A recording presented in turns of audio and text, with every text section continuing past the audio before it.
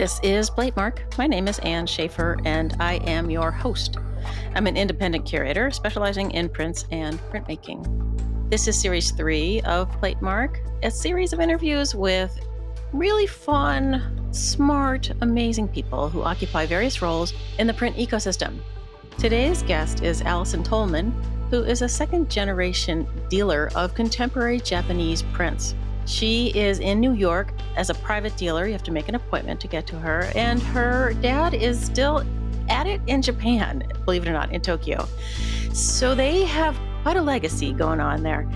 She is a delight and has some really wonderful artists in her stable, and I think you'll enjoy getting to know them. All right, let's see. Housekeeping. I identify as a cishet white woman, and I use the pronouns she, her. I record Platemark in Baltimore, Maryland, the land of the Piscataway Conoy people. Images we talk about will be over on the show notes at platemarkpodcast.com. You can also do me a favor and hit the support and donate button and support your favorite podcaster. That would be me. It's just me doing this. Your support would be very, very, very, very much appreciated. So go do it. All right, I think that's it. Let's get rolling. Allison, it's wonderful to see you. Thank you for coming on Platemark today. I am really glad to be here. I actually have been listening to a lot of the episodes. I have been for a while anyway, but I think it is incredible how you are meeting and greeting all these people in the print community. Yeah, I'm just trying to spread the love, really. Part of it is showing people that we're all not intimidating people and we just have really cool jobs. And two, also to show the range of ways you can be in this ecosystem. There's so many places you can sit and work.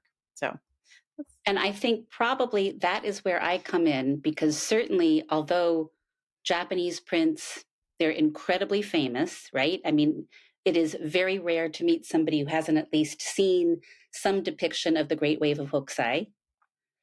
But a lot of people really don't know how different Japanese prints are, especially contemporary Japanese prints are from other prints right now. Yeah, I think that's true. Correct? Yeah, no, I think that's right. But before you go any further, though, why don't you introduce yourself? I am Allison Tolman. I am the director of the Tolman Collection of New York and a second-generation dealer. My parents, Mary and Norman Tolman, founded the Tolman Collection of Tokyo in 1972. My dad had been sent to Japan by the Department of State. He was a junior diplomat working as one of our emissaries of soft power. I call it propaganda, but it was called soft power at the time, whereby our government encouraged people from other countries to come to the United States and see what kind of cultural exchange programs existed. My parents got to meet a ton of artists and musicians, and in the diplomatic world, definitely wives were certainly a big part of this team. My parents started collecting Japanese prints by the artists whom they met. And one day my father came home and said, "I've quit my job and we're going to now have an art gallery." And I was, I would have been 12 at the time. And my first thought was, if daddy's going to be working from home, if I get into trouble at school, he'll pick up the phone and he'll know first.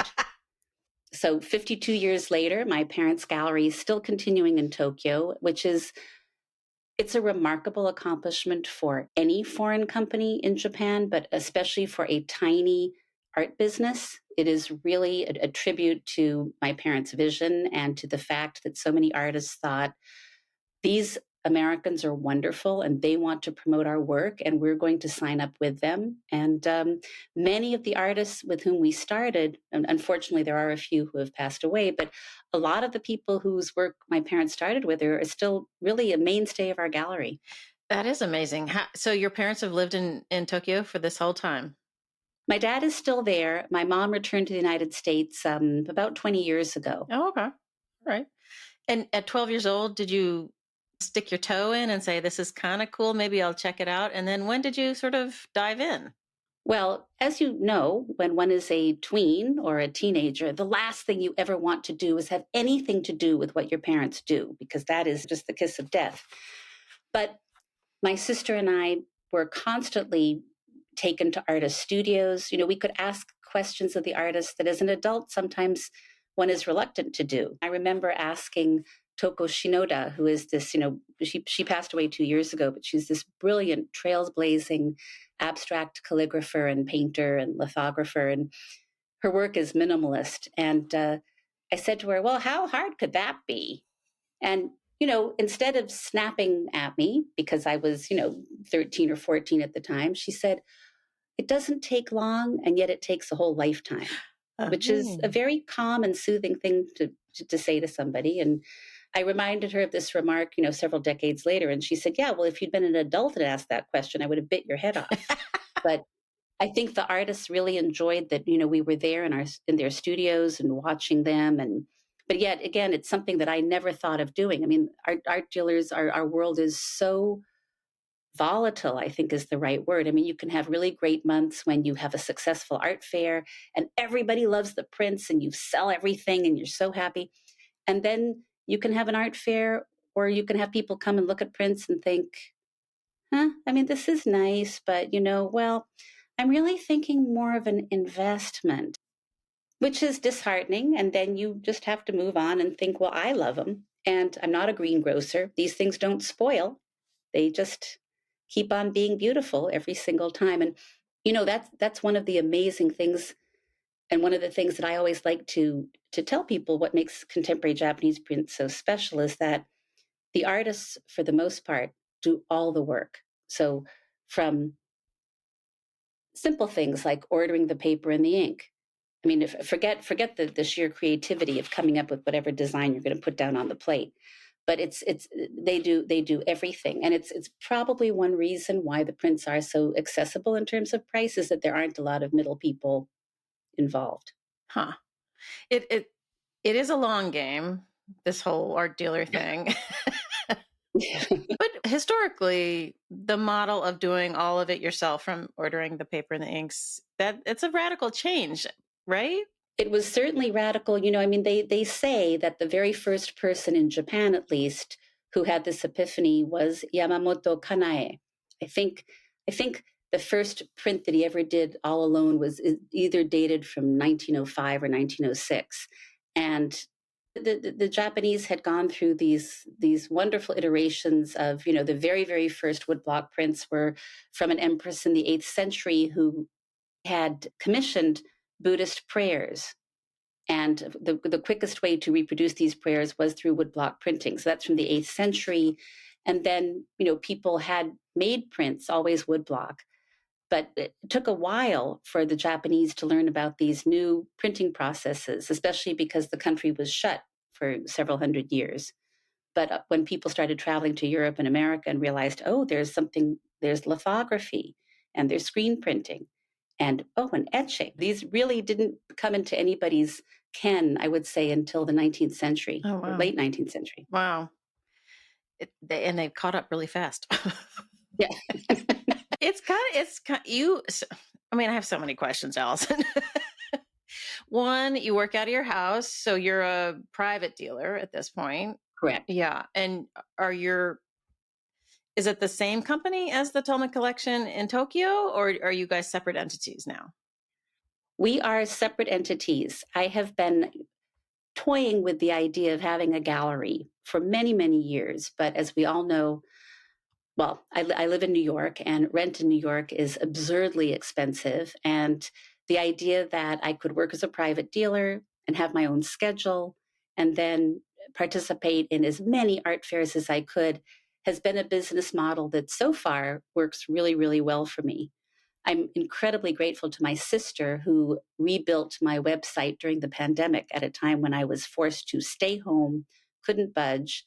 And she was very well aware that, there were all of these dealers who had websites and that's how people were selling. So she rebuilt my website. And I think, and it's a lesson that I'm still learning, is that one of our great assets, we Tolmans, is that we know the artists whose work we represent so well because we've spent so much time with them. Having grown up in Japan, I speak and read and write Japanese, so there's no communication problem. If I'm at an art fair and somebody has a question about a print, well, maybe because of the time difference, I can't pick up the phone and call them immediately. but I can call them pretty soon thereafter and get a response right away. And I think to me that's really fulfilling. I mean, I'm sorry I can't correspond with Hiroshige and Hokusai, but I can't. But the artists whom I know, I can speak to directly, and the personal touch is something that's really important to me.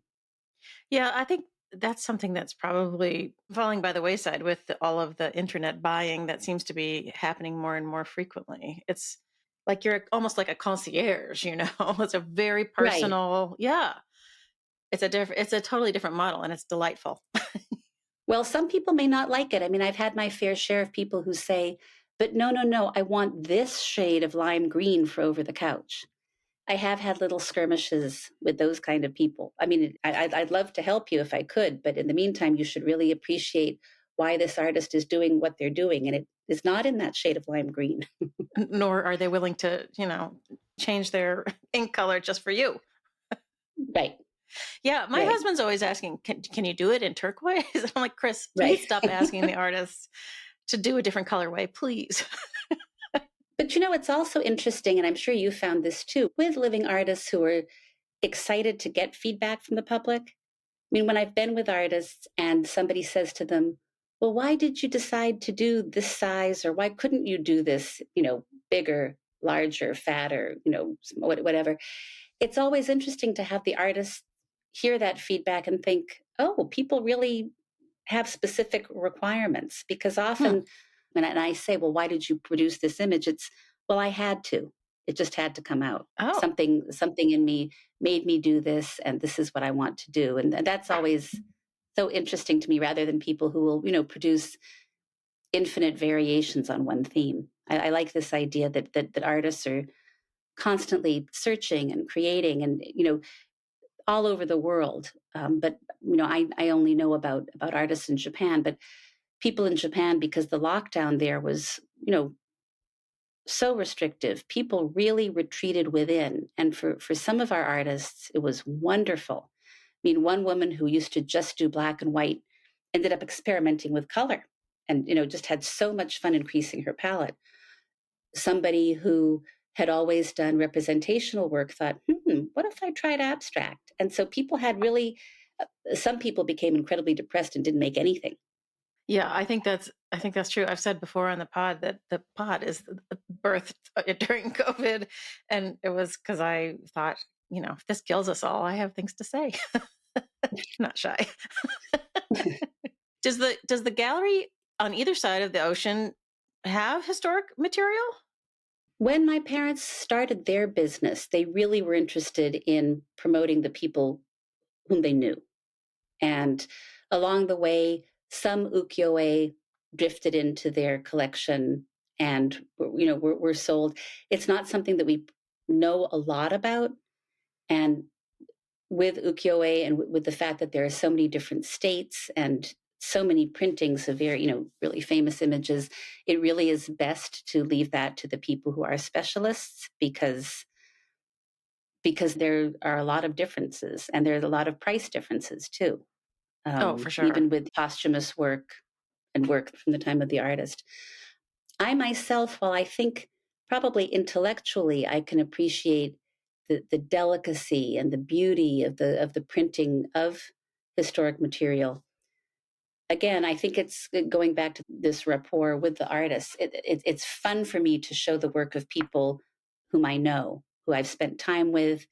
I may have grilled them on, oh, how do I explain this technique, because somebody's going to ask me. And internet is wonderful. I love YouTube and all these people showing printing techniques so that I can just direct people to that, because it may be part of the Japanese character, but just as much as some people are so willing to share and maybe overshare, here what they're thinking about and what they're expressing with it, Japanese people really like their work to speak for itself. And they are often really reticent when I've said, "Oh, do you have a good artist statement for me?" They say, "Well, no, people should look at the work, and the work should tell them what I want to do." But sometimes people want more than that. So Yeah, as a consumer and a curator, whatever, like I mean, I can guess at what they're trying to do, but you do want a little confirmation. I think I do. Right. Right. It is really nice to be able to sit down with somebody and say, tell me, in a few paragraphs, how I can convey what you're doing for other people. And as you know, it's true of anybody, I think. Some people are so good at articulating their thought processes, and other people just become tongue tied, and you know that they have a lot to say, but it's not coming out how they want it. And yet when you see their printed work, it's so assured and it's so elegant and graceful, and you think, what happened here?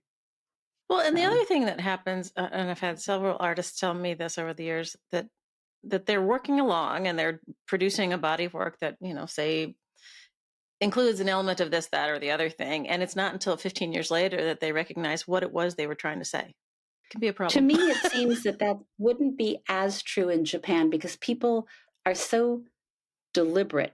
They're so methodical in what they do.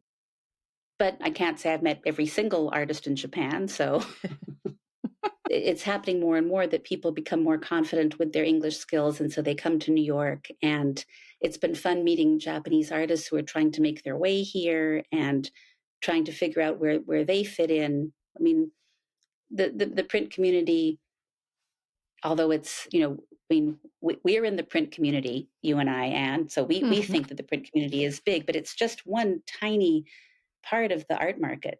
And I think for artists who, of course, they need to sell things to support themselves, they're always trying to figure out, how do I fit in? How can I fit in? I don't want to be a painter. I don't want to do photographs, but I know that a lot of our artists in Japan who support themselves primarily by teaching printmaking are so sad right now because they see that a lot of young people are not making prints. That the young people say to them, it's so laborious, it's so time intensive. But, if I'm on the computer and I can just generate all these effects and do it really quickly, and it's all of that is such a big, it's a bugaboo of mine. And I really hate it. Yeah, no, it's heartbreaking. Yes. Yeah. I mean, the hand of the artist is everything Yeah, I agree. to me. Yeah, the digital So, thing, we talk, it comes up all the time. There's no artist on the planet who's not going to use the latest tool to try and, shortcut some element of how they make things. But the hand of the artist is key. And straight up inkjet is, as Susan Tolman so succinctly said, the surface is just not that interesting. We need more. but yet giclée they can be beautiful. I mean, and so deceptive. And I have friends who are artists who've said, yes, but you don't understand. It's really hard to sell an original painting, but giclée are easy to sell. But and they're about making money. Not easy to let go of the work because they want to still have the work or because of the price point for collectors. The price point. Okay. Yeah. I'm not a fan. No, to put it No. mildly. It's hard, when people put up on their, artist prints now available, and I go to look, I'm like, wait, no, no, no, no, no. This is the problem with the nomenclature, right? Like that's a print, and so Right, is what we do a print. right, right.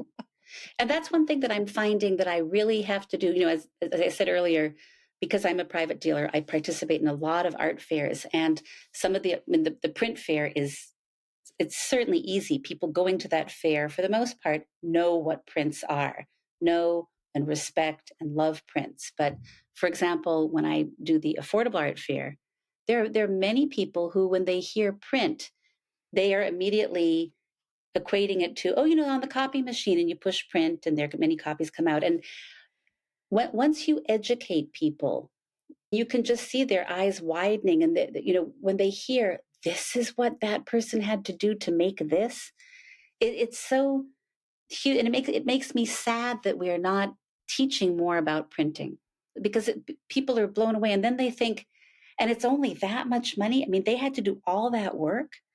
And then if it's an edition of 20, they have to do it 20 times. And if they're different colors, and these people who sort of, approached my booth very cockily as in like, well, what has she got? And, what is this about prints? And all of a sudden, are just like, oh, thank you so much for letting me buy one of these. This is such an honor.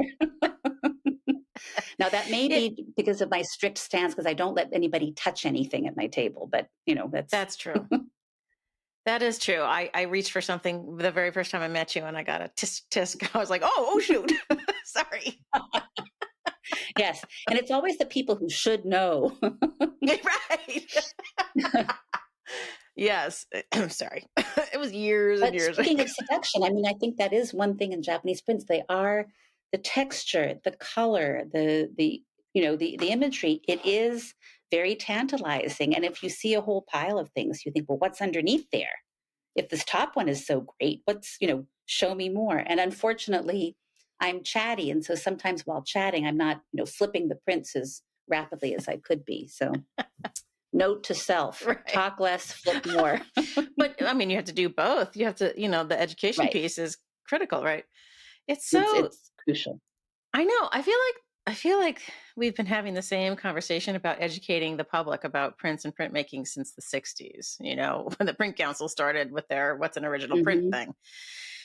It's so But irritating. there are so many more print exhibitions now, and True. when you go to print exhibitions, they are full, and they're packed with young people who want to know. I mean, that to me is very exciting when you can get young people in an exhibition and they are not just documenting it on their cell phone, that they're really looking and they're rapt. I To me that is just the best feeling. Yeah. I guess yes, we had the same conversations in museums. Like, where's the next generation of museum Right. people, supporters, goers going to come from? And you got to get them early. Like, you can't start shuttering printmaking departments in colleges because then we're really screwed. Right. Yeah. Oh my God. Well, so when did you dive into another field and then come suddenly back and say, "Hey, mom and dad, I think I should do this in New York," or did you do this from get go? No, I was an anchor woman on Japanese TV, started my What? senior year in college, and it was a really interesting show. It was, in fact, for our television program, which was a live broadcast from New York to Japan. They had to lay fiber optic cables in the Pacific Ocean. They did it for our show, I learned. It was a news program it was called, weirdly, The Big News Show. And it was on every Friday evening from 10 p.m. to 11 p.m. in Japan. And it was live. And there was a Japanese anchorman and a young Japanese anchorwoman in Tokyo, and a Japanese anchorman and yours truly in the studio in New York. And I had the signal honor of every Friday introducing the program. I would say, "It's Allison from New York." And then we would have the program. And it was really interesting because the news changes not only every week, but every day, every hour, every minute. And, we did all kinds of programs from, how people felt about Shogun. Remember Oh, yeah. to pregnant unwed teenagers, to interviewing Brzezinski, to interviewing Kissinger. I interviewed the head of the KKK. What? I mean, yeah, that was definitely unusual because the producer, unknown to me, I was still a senior in college, and one of my college roommates is African American, and the producer said, "Oh yes, and I've asked him to come in his robes," which Holy cow. was, I said to him, "I'm really sorry, I can't. I mean, I will. We will be interviewing you and hearing about your ideas, but I cannot shake your hand." And it was an interesting program. Anyway, I worked on that program for 5 years, and then one day I thought, I like to talk. And I really like to ask questions. And I don't want to just get all the soft news pieces. The Japanese anchorman, because he was much older and more serious, he got to do a lot of the serious news interviews. I was all of, let's see, I was 25, and I had read that you give 2 weeks notice before you quit a job. And so I had watched a program about American anchors and how much they made. And I thought, wait a minute, I'm not making that much money.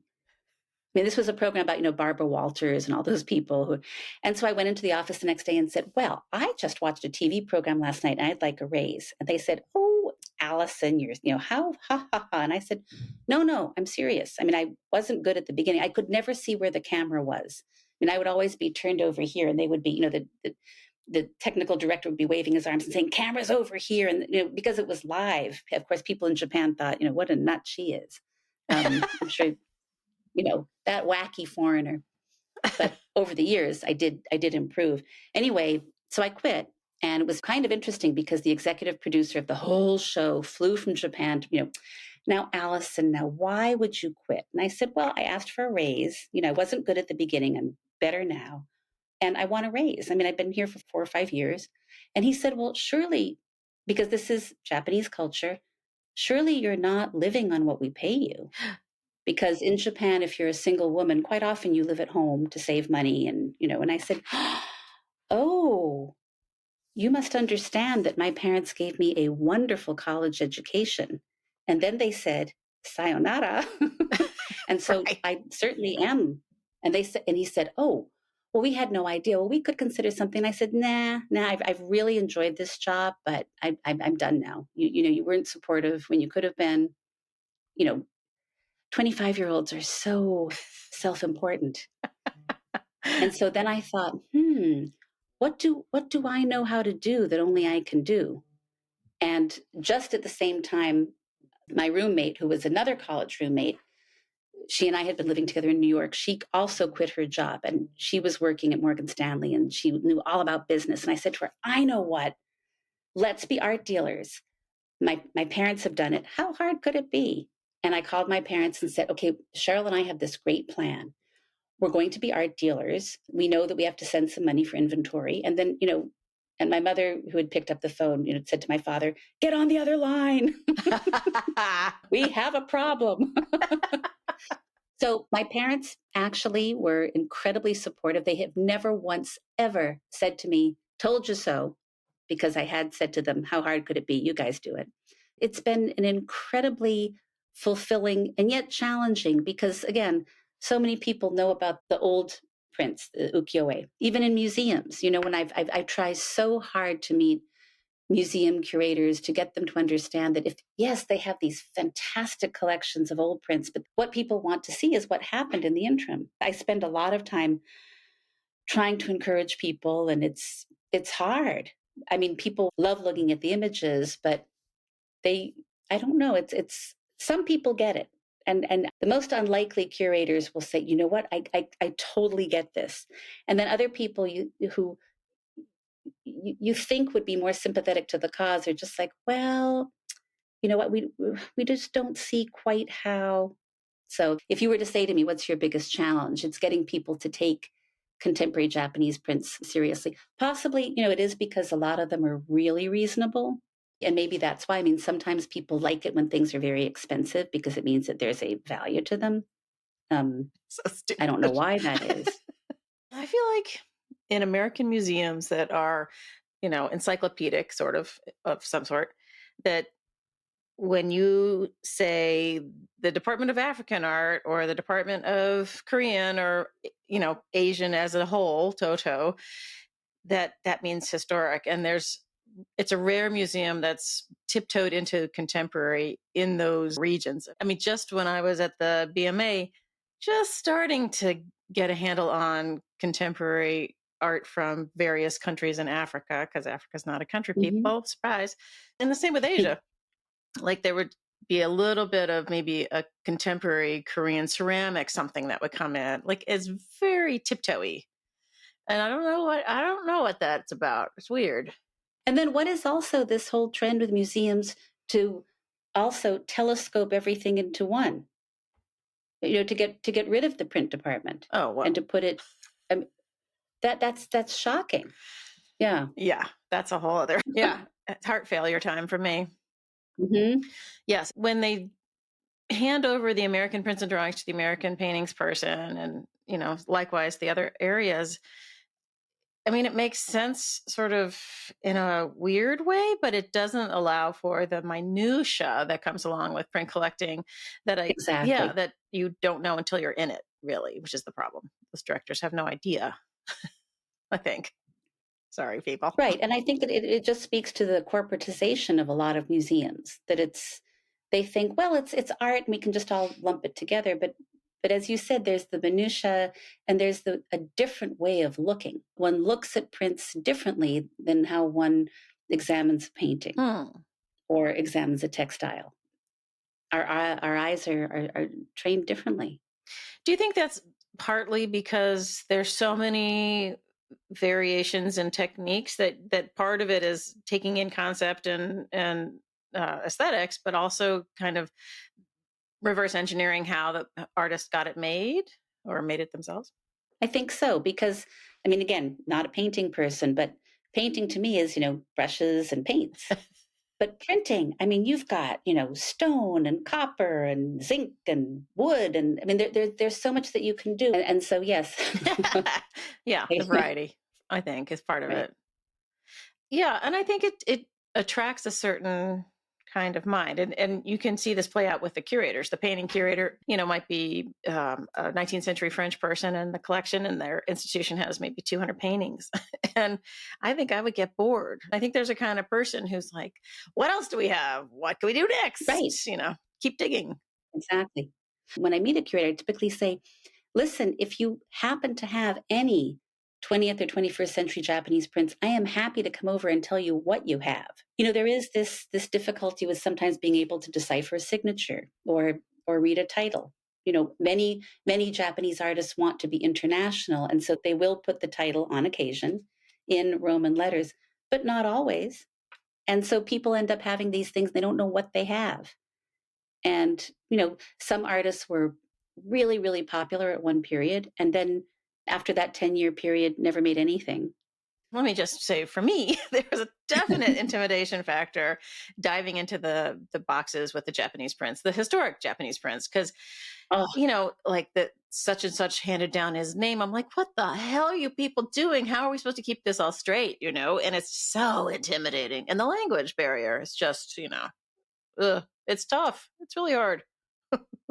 well, this is why, and I do not remember the exact year, but it's at least 10 years. A brilliant person named John Resick invented ukiyo-e.org. And you can take a picture of your ukiyo-e and upload it to his site, and it will show you the same prints, all identified. I mean, it's amazing. When he started doing it, there are prints in the public domain, and he just started uploading them and working with them. And he didn't tell anybody about it. It was just something he was doing for himself. And all of a sudden, he realized this could be so helpful to so many people. So that is a huge, invaluable tool for people who don't read Japanese. I did not know that. Ukiyo-e.org. Oh, It is unbelievable. ooh. Yep. It makes me want to go dive Because to back take a in. picture of something that you don't know and then think, oh, it's at the Honolulu Academy. Oh, it's at the Art Institute of Chicago. Oh, it was, printed in 1853 and its title is blah blah blah. It's so wonderful if you don't speak Japanese. Right. I was in Japan once in Tokyo, and I bought at the department store a contemporary image of the Hokusai wave. And do the inscriptions on those let you know that it's a contemporary, recutting of the block? I mean, is it easy to follow the progression of the image? Because the image keeps getting redone, right? Recarved? Yeah, oh, exactly. You can tell which the original one because of the markings in the cartouche. Okay. And that tells you, which edition it Okay. was and the coloration and whatever. But it's I have learned from several ukiyo-e experts, look at the cartouche, because also apparently at one point the wood split and there's a little cut in the wood, and that's how you can tell if it's how early it is. The ones that are repros should not have any of those markings. They should just have the lovely, great wave. Mine was, definitely a wood block, and it's, they had for the tourist trade, which is, it was Hmm. like $15. I was like, oh, that's fun. Yes, and you saw that the last great wave, I think it sold for 1.6 million. It did This. not. Hmm. Holy cow. That's a And there lot of was one money for a last July print. that sold for 1 million. Yep. Wow. That's heart stopping. If only you had one of those, Allison, you could retire. But just imagine how if Hokusai knew, this Oh, person, yeah. he moved so many times. It is said that he never had quite enough money for the rent, and so he was constantly moving before his creditors caught up with him. Oh, I didn't know that. Oh, funny. So had he known that one of his images sold for $1.6 million, he would have been quite delighted, I hope. I hope, yeah. So the other thing that's hard, there's so many cultural norms and differences in how things are done. So the name convention thing is always like, if you're not familiar with the surnames and the given names, like you can flip them around so easily in your head. And I think the museum, I don't remember how many Japanese prints the museum had, but I'm pretty sure that it was a mix. And for somebody like me, I was like, I can't tackle that. Like, I don't know how to sort all of that out. Right, and nobody does because it's a foreign language for you. I mean, for example, in English, we know that that Smith is a last name. How are you going to know that Saito is a last name? I mean, it's very, very difficult. Yeah, I mean, simple things like that are are challenging, I think, to a curator or to a collector.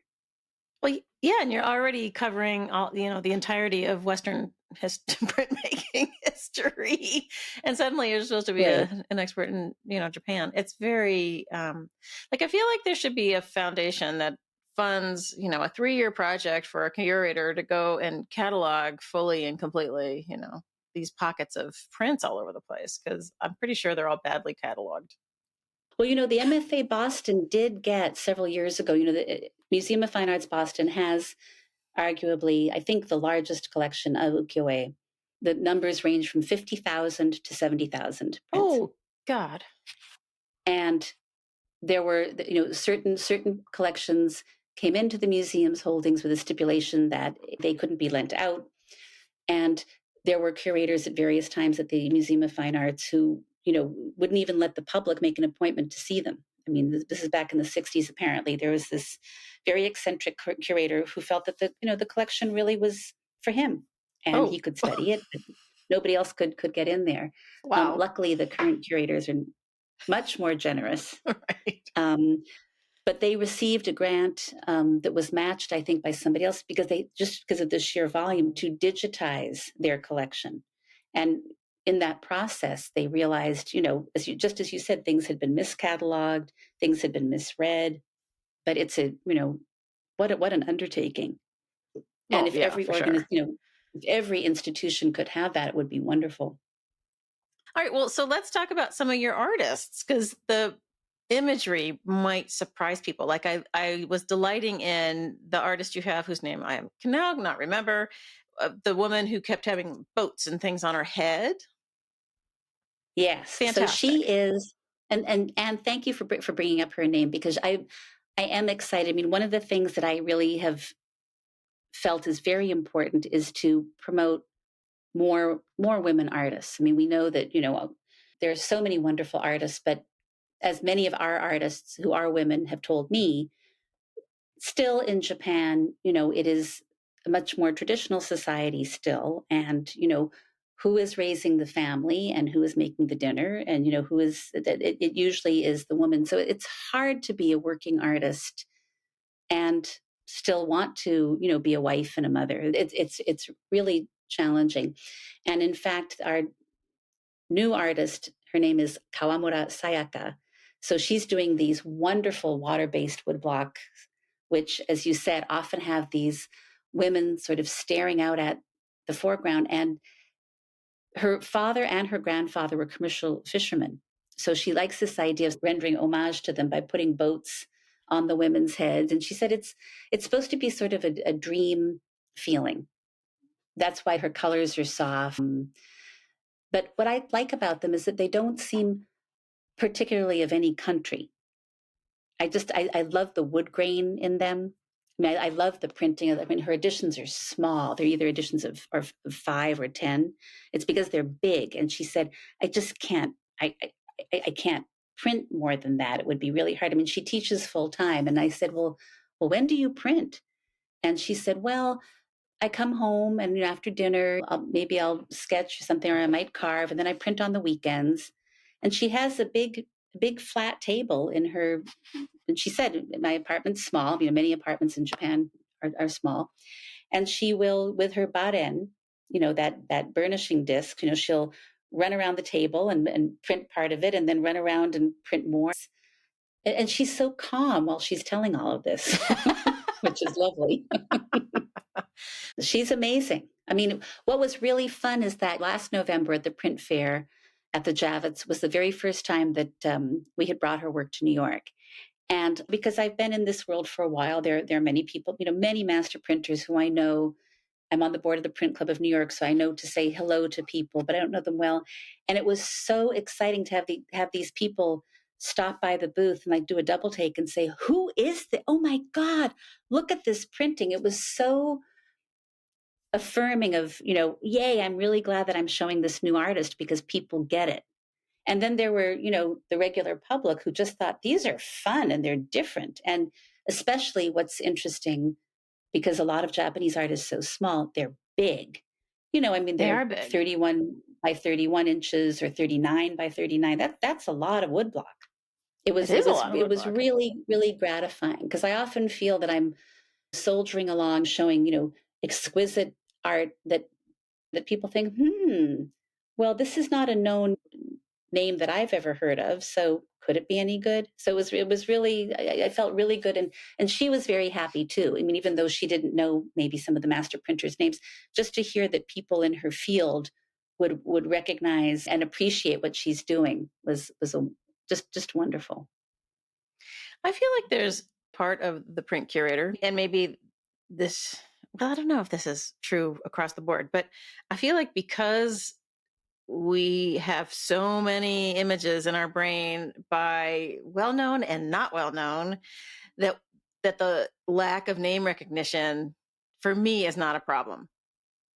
Like if the image is strong and can hold the wall and it's telling a story, I'm in. Right. But you are a secure person who's been looking at things for a long time. Well, that's true. So, Okay, okay. some people just think, I need my opinion validated. I haven't heard of this person, therefore are they any good? And curators shouldn't be like that. Curators, as you said, should really look to the strength of the image. Well, and also with the internet, there's not some hierarchy of, Jasper John sitting on top of a pile of, white men. Like there's so many people that you can't possibly know all of them. And I don't know. I think in the age of the internet, you have to just be much more open to names that you don't know. Hmm. That's my personal Yeah. opinion. Well, and the print fair does a good job in Yes. having all of these people come together and bring a host of work that you and it's such a great way to be able to see things in person. I know the internet is wonderful in terms of opening our minds, but there's nothing like seeing something in person and really being able to go up close and think, wow, look at that line, how did they do that? you know Yeah. No, I agree too. Because prints require close looking, as I've said before. yep. To appreciate the labor and the passion of the artist and the help of the collaborative printer if there is one, and the team, and everybody's trying to make this thing sing, and we all just want you to love it and take it home with you. Right. Yeah, that's one thing, as I mentioned at the beginning, it does set Japanese prints apart, that there certainly have been, artists who collaborated together, but it's not a common thing. And especially now, people really enjoy working on their own and producing their own work and being responsible for every stage of that process. Does that mean that there are fewer what you would think of in America as publishers in Japan? Yes. Yes. Most of the Huh. most of the artists would say that they self-publish. Okay. And do you think that's because they can do it at home in between feeding the kids and getting them to bed? Or they have a printing press, or they have access to a studio where they can go and make prints and do it on their own time. Yeah, Hmm. absolutely. Interesting. It's funny. I am just so um, fascinated and curious about how the systems become what they are in various places in the world. And it's all, I'm sure, cultural norms and roles and all that kind of stuff. But it's fascinating. Hmm. Another cultural norm that I find very interesting, and I wasn't aware of it for a very long time. I should have been. I just hadn't been thinking about it. Is the roles that professors play. So there are a number of well-regarded art universities in Japan, and of course, if you've graduated from one of those universities, it's all the better because you've probably studied with a renowned professor who will then recommend you to a gallery to have a show there and get your career going and whatever. And it's always so interesting when I meet artists, and quite often, after meeting them, they'll immediately say, "Oh, and I graduated from blah blah blah." And you think, I don't care where you graduated from. That's well, that, but it's just a way of they're letting you know what circle they're part of, Huh. and or not. And conversely, I met a woman a few years ago, really really liked her work, and she said, "Oh, it's such delight to talk to you. You're from the Tolman family. I know your family's had a gallery for such a long time, but I'm sure you won't want to represent me." And I said, well, why not? And she said, "Well, I didn't go to any of those fancy, to any of the big art schools." And I said, "Well, so what? I mean, I don't care." I said, we're an American. I mean, our company, our mother company, literally is in Japan, but our thoughts are American, and we don't care where you went to school. It really is the work." And she was so delighted. She said, "Oh, I've had a really hard time getting gallery representation because of my lack of academic qualifications." It was so interesting. Wow. That is interesting. I mean, I think there's probably people who fling I went to Yale around, maybe. I don't know. Yes, they do. Actually, I've met them. But it is, I think, I mean, you sort of compare notes. I went to Micah, I went to RISD, but it's not, unless sometimes if you're in Prince, well, I promote that too. When I was studying Hayter, all of Hayter's people went out to all these various places, Petterdee at Yale and Lasansky in Iowa, whatever. And so I'm always saying, oh, you went to Iowa. That means you have an H number and you can trace your lineage back to Hayter. So I'm sort of promoting this retarded terror kind of idea. You see how Oh, well. insidious it is? Exactly. But Oh, in a that's way, it makes sense in Japan because education is so prized there, and therefore one's professors. But I never had realized quite what a mafia these professors and their recommendations were. and are there women professors in this cadre? Oh yes, yep. Okay, And the good. and the male professors, I mean, have both male and female students, and if you're a good student, they're going to say how great you are. One thing that is often in the world of contemporary Japanese ceramics, you hear about these lineages of families. The knowledge of making a pot is passed down. That is very uncommon in Japan. The biggest example is the Yoshida family. And I don't know if you saw at the print fair in Catherine Martin of Schulten's booth. She had the Yoshida women, so all these different women who made wood blocks. It was a really, really interesting show. But usually, if somebody is a printmaker, nobody else in their family is. Oh, wow. It's a hard life, Right, right. and not everybody is creative through the generations. So the Yoshidas were really unusual. Huh. You would think that it would get passed down because if, like actors, if you're the child of an actor, you're more likely to be an actor than anything else, like because you're Yeah, in that world, like you being a gallerist. Huh. right, Interesting. right. Hmm. Huh. Who else do you have in your stable that you want to tell us about? Okay, we've covered Kawamura Sayaka, who is 33, but I think I would also like to talk briefly about Toko Shinoda, and she is the one who I was saying, she died 2 years ago at the age of 107. She was an amazing. The word trailblazer has been given to her so many times, but I think it's true. I mean, imagine she was born in 1913. She lived through so much of world events. She came from Japan to the United States in, I guess, the mid to late 50s. Her older brother had a friend in New York who could sponsor her. And she really wanted to come to New York and learn how, for her, that was the center of the art world. And she spoke very little English. She lived in this fifth floor walk up. And she had to have the shower going at all times to make the rooms humid enough so that she could paint. Oh my. And it was just always so interesting to spend time with her. And she had decided from a very young age that she was going to be an artist, and she learned calligraphy. And at one point she thought, well, I might have to support myself by teaching calligraphy, but she was not a very patient person. So I'm sure she would have been a rotten teacher. But she did paint, and she came to New York to make paintings, and she was handled by Betty Parsons. She first was at the Bertha Schaefer Gallery, and then with Betty Parsons for a long time. At one point, she went to Philadelphia and met Arthur Flory. And Arthur Flory, who was an incredible lithographer, said, your paintings, if you ever made prints, you should really think about making lithographs. Your work is so suited. And she herself was completely uninterested in making prints. But she thought, well, if you make editions, then more people can buy them. And she could have taught classes at Harvard Business School. She's a very business-oriented artist.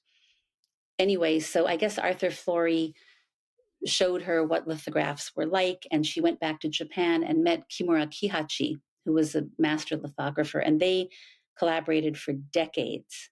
He ended up retiring in 2007, and she said, good, I'm going right back to painting. Not making any more lithographs. But her lithographs were always very interesting because the edition would be pulled, and then she would add by hand. Each print in the edition would be the same, but she would, whatever hand colored area there was, she would add that by hand herself. So, and they're all gestural and beautiful and minimalist. Fascinating. So she did have a collaborative partner in the lithographer. Fascinating. Well, I guess because he printed her work. Yeah. And she was the only artist who we represent who had a printer who was separate from the artist herself. Oh, wow. Everybody else cool. We show does their own printing. Right. Do you show, I forget see the names. They're so hard for me. The guy who does the umbrellas and the bicycles. Yes. Shigeki Kuroda. And that's him.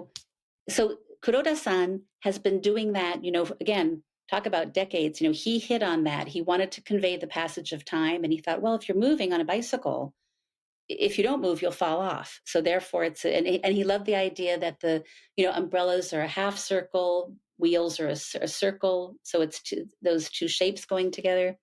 But a funny story is that, many, many years ago, the trade magazine of the Japan Police Association contacted my parents and said, we would like to use an image of one of your artists on the cover of our magazine.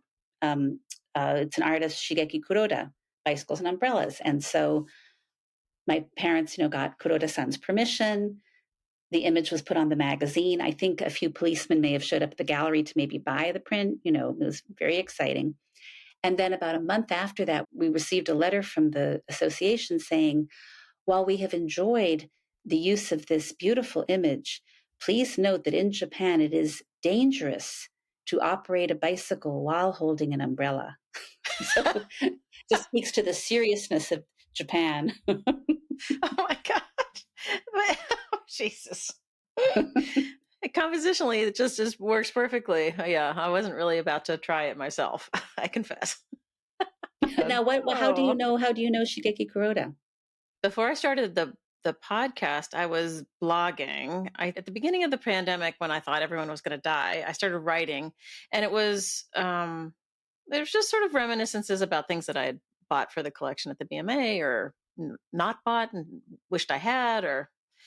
And at some point, because it was shut down, there were several print fairs that were online at the same time. And so I did these posts that were just like one thing from each of the vendors in that particular fair. And I put a Kuroda up because I just, I ride bikes myself with a bunch of girlfriends. And one of my friends, who's sort of the captain of our team, bought one of them. And so I saw it yesterday in her house because she has a new puppy. I had to go see the new puppy. And there it was. It's like, oh yeah, I forgot you bought that. It was awesome. So it just came into my brain. I think for me, what's been wonderful with his work is, again, showing prints from such, a specific part of the world, and, Japanese prints, even if they're made by a variety of people, there is something about the aesthetic that is very similar. So sometimes people will be a little bit intimidated, as in, well, I don't know about this Japanese. Oh, it's Japanese, and I don't know anything about Japan. But umbrellas and bicycles, everybody knows what those are. And so it's a very reassuring image as well. You don't have to think, do I have to be smart to know what these are about? Oh, yes, right. They're just beautiful. But again, they're beautifully executed. Recently, because he's developed some mystery pain in his arm, though, he's been doing a lot of watercolors, and he's really gotten away from etching because he's just found that it puts so much tension on his arm. I always wonder about artists, when you're a curator and you don't know them like you do, you can see the trajectory of their work, and sometimes somebody will give up, like Holtzius gave up engraving for painting or whatever, and you just wonder, was there a new pain? There was an ache, there's some arthritis that popped up and they just couldn't do that anymore. Hader too, he gave up the Buren for a long time. And I thought, I wonder what's going on there. Did you ever find out why? No, I didn't. And he returns to it, but not with the same kind of intensity of his youth. Although, no, that's not really true. I mean, he just was more. He turned more to the open bite, the big open bite Right. sort of stuff. Right. Yeah, and I wondered if he was, his hand was tired. Well, which makes sense, Yeah. right? Yeah. One of the things I always thought was so interesting about the Haters, about Atelier 17, was how many Japanese people went there. Mm-hmm. And I think that, it must have been such a wonderful experience for them to be in a completely foreign country, but doing something that they knew how to do. But it just sounds as if the whole atmosphere was so enriching and so creative, to have all these people in there at once. Yeah, I think so. The last time I was at the Atelier, because it's still open under another name, Atelier Contrepoint, but in 2015 I was there, and there were a couple of Japanese artists there working on plates. Yeah, it still continues to this day. It's amazing. The director of the current iteration, Hector Saunier, printed for Hader in the later editions. Mm-hmm. Hader died in '88, and his partner and master printer Xu Lin Chen is Chinese, so it's has been international since they moved back to Paris in the '50s. Well, since they came to New York, I guess. Which I love, because printmaking should be global. This is something that everybody can do everywhere. You can use incredibly developed tools, but you can also use really simple things too to make a mark. Yeah, and I love that. Yeah. So who else? Who are you excited about? I spoke about two women, and so I think it's time to switch over to the guys for a bit. So an artist who's been working for a very long time, Kawachi Seiko, was born in 1948, so he's 75. He is, I think, probably the most voluble person I have ever met. You and I are quite chatty. My dad is an incredibly verbose person, but verbose sounds bad. Just the volume of words is a lot. But Kawachi-san, and to my experience, a lot of Japanese artists are, they speak when spoken to, they're very much in their heads. But we were very excited because, again, brought Kawachi-san's woodblocks. They're a combination of sort of woodblock, but also intaglio. And when he was 40, he realized the importance. It's funny how this conversation keeps on coming back to hokusai. He realized the importance of hokusai, and he started making a lot of woodblocks that referenced famous images from hokusai. They're very intense. It's almost as if somebody is just, gesturing with their hands and talking really loudly, and the colors are bright and they're very intense, and they're not like other artists in Japan, which are much more quite often restrained, and things stay within the lines and everything is peaceful. And Kawachi-san is none of that. And one of the themes that he's been using for a long time is chickens. And, chickens, okay.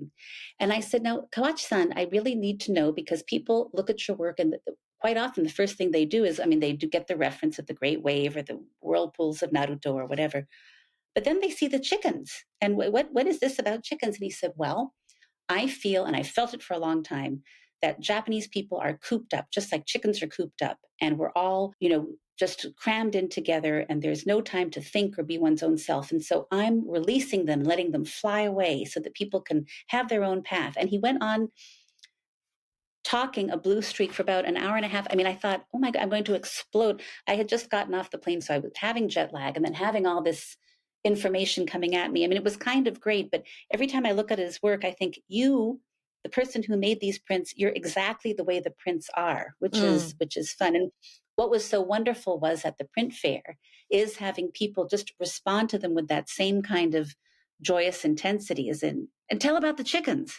So they're they are really really different. He too, I mean, he taught for a long time at one of the big art universities, and he's a very well respected art professor who recently retired. And I said, you must have, had an illustrious career because of your pedigree. And he said, nah, people don't like me because I talk too much, and I just, did whatever I wanted to do, and that's what comes out in my work. And it's true, and it's kind of great, and it's one of the wonderful things about being able to handle living artists, so that you can try and convey their personalities through their work Right. in a way that can't if you haven't met the person. Yeah. Yeah. No, I think that's true. Huh. It's such a different world, and I feel like, to me, super accessible. Like, the prints are, I mean, some of them are challenging, but they're not Vaskin or something, Right. right? Like, you can get in there, and some of them are just downright gorgeous. And most of them are downright gorgeous, and yeah, I feel like you're in a niche, in a niche, in a niche. Yes, definitely. And sometimes I'm happy to be in that niche, but sometimes I wish that people knew, and I think that this wonderful service that you're doing will hopefully have more people, start thinking about Japanese prints and what a great and important part they are of the print world, you know? Yeah. So, I mean, people use the term mokuhan all the time. Well, that's exactly what I was going to say. I think people assume, for whatever reason, that contemporary Japanese printmaking is all mokuhanga, which is completely not true, obviously, given your collection. So it's so funny. And I feel like the mokuhanga people, no offense, April, are, Yeah. they stick together. I don't know. It's weird. But it's I don't amazing know. how international it is, because I was just, thank you, Florence Neal, just invited and just juried the International Mokuhanga Conference for, those prints will be on view next April. And Oh, the great. submissions were from all over the world. And it was so fun because I thought, oh, Mokuhanga, it'll be either, you know, the United States and Japan, but no, Australia and many, many European countries. Hmm. Was so interesting.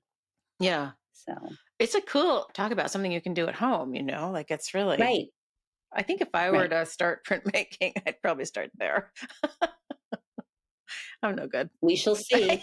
We won't hold you to That's right. it. So my last question for you is there a succession plan for your parents' gallery? What will happen when they decide to retire? Well, my dad is 87 now.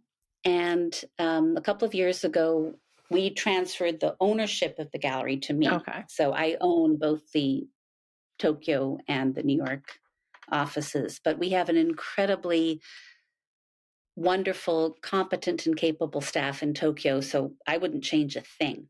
I love to go to Japan. I can see my dad. I can see our team. I can see the artists. And very interestingly, I don't have any children, but my nephew, Luca Martino, has already written a book on one of our artists, the stencil printmaker Takashi Hiromitsu. And Luca is very interested. I mean, he's helped me at many an art fair, and he may well be the third generation of Tolmans to continue the business. I wondered, I forgot to ask about him. I'm glad you brought him up, because there's a video on your website with you and him talking about the book that he wrote. And I thought, he looks like he's 12. Well, he just turned 20. Wow. And he's got a So he wrote book. the book when he was 17. Oh my God. Um, he spent the summer visiting my dad, his grandfather, in Japan, and he was so captivated by these stencils. And again, if you look at a lot of the kabuki actor prints, they really, I think that their movements and their dynamism fueled a lot of the anime that you see right Oh, now. sure. And I think that that's what really interested, because Luca's young. Maybe that's what he saw in the movement of these stencil prints that really, he decided, well, I want to interview this artist and I want to write about him. And a book happened, which really showing me up because I've been talking about my parents have written several books on contemporary Japanese prints, and I keep on saying I'm gonna do one too, but from my own perspective. And Luca beat me to it, so Oh, well, but he's focused I on will get one there. artist, so you would do something Right, more wide ranging, right, probably. right. Yeah. Well, I'll help if you need help. Thank you. That'd be cool. Yeah. It's such a, I feel like I need to, well, I know you won't let me paw through your drawers, but I feel like I need Ooh. a more satisfying primer than just running into you at the fairs, you know? Well, the next time you're in New York, come over because I have flat files. Believe me, we could I bring believe out a it. bunch of things and have you look at them and really see things in depth. Yeah. So Yeah. So everybody, Allison is open, but by appointment. She has a life. yeah, and a schedule. Yeah. Right. And a schedule. Right. And she's going to be writing a book soon. Anything else that we want to tell people about you and your enterprise? No, I again, I'm incredibly grateful for you letting me talk about my world and the little tiny place in the print world that I occupy, but that I'm so thrilled to do this and to do what I do every day. So thank you for letting me talk about it. Oh, sure. It sounds kind of heavenly, really, to be. I mean, I think I missed my calling, honestly. I should have been many things. One, I should have been a print publisher, and then I should have been a private dealer. And then if, I had all the money, I'd just be a collector because I don't really want to sell Right. anything. Start a new print museum, National Print Museum. I got plans. Yes. Too many things to do. Yeah. Anyway, well, thank you for coming on Plate Mark, Allison. You're a delight, and I'm glad we had the time to do this. It's been really great. Thank you. Thanks so much for listening to this episode of Plate Mark with Allison Tolman. I hope you enjoyed it as much as I did. She's a delight, and I love talking to her. A special thanks to her for being a wonderful guest. And as usual, thanks going to Michael Diamond for the use of his original music, Dan Fury of Extension Audio for sound mixing and first pass at editing. Thank you, Dan. And also a thank you to Lee Turner and Skip Barnhart for the use of their studio sounds in the opening soundscape. You guys are awesome. Please go over to platemarkpodcast.com if you value the content that I'm producing and hit the support and donate button. It is it's a labor of love, so your support would be much appreciated. I think that's it. Is that it? I think that's it. Oh, you should come over to Facebook and join our Platemark Facebook group. There's a bunch of people in there, and we're all just chit-chatting away. So come on over, join, jump in the lake, as it were. All right, we'll see you next time.